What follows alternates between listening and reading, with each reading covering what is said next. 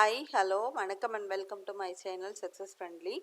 இந்த வீடியோவில் நம்ம என்ன பார்க்க போகிறோன்னா, ஏசி ஃபில்டர் எப்படி க்ளீன் பண்ணணும் அதை பற்றி தான் பார்க்க போகிறோம். ஜஸ்ட் ஒரு 5 மினிட்ஸில் நம்மளே அதை க்ளீன் பண்ணிடலாம். எப்படிங்கிறத இந்த வீடியோவில் பார்ப்போம். அந்த ஃபில்டரை கண்டிப்பாக க்ளீன் பண்ணணுமா, க்ளீன் பண்ணலைன்னா என்ன நடக்கும், க்ளீன் பண்ணால் எப்படி இருக்கும் அப்படின்னு நீங்கள் யோசிக்கலாம். நீங்கள் அந்த ஃபில்டர் க்ளீன் பண்ணலைன்னா அது ஃபுல்லாக டஸ்ட் ஆகிடும். டஸ்ட் ஆகிறதுனால உங்களுக்கு ஏர் ஃப்ளோ ரொம்ப கம்மியாக கிடைக்கும்.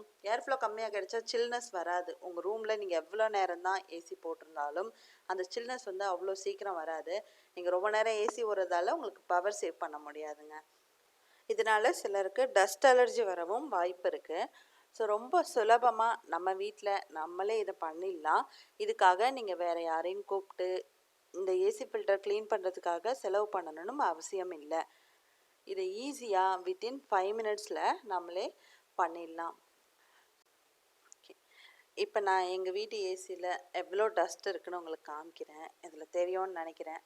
பாருங்கள், உங்களுக்கு அந்த நெட்டே தெரியல, அது ஃபுல்லாக டஸ்ட்டாக இருக்குது.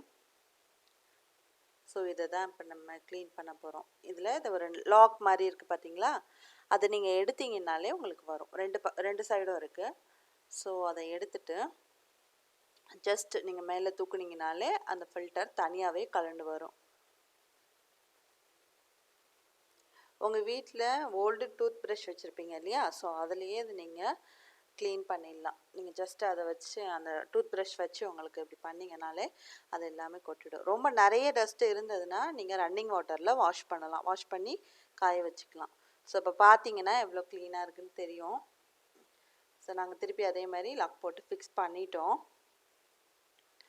இது நீங்கள் ஃபிக்ஸ் பண்ணிவிட்டு திருப்பி நீங்கள் உங்கள் ஏசி ஆன் பண்ணி பார்த்தீங்கன்னா உங்களுக்கு கண்டிப்பாக டிஃப்ரெண்ட் தெரியும்.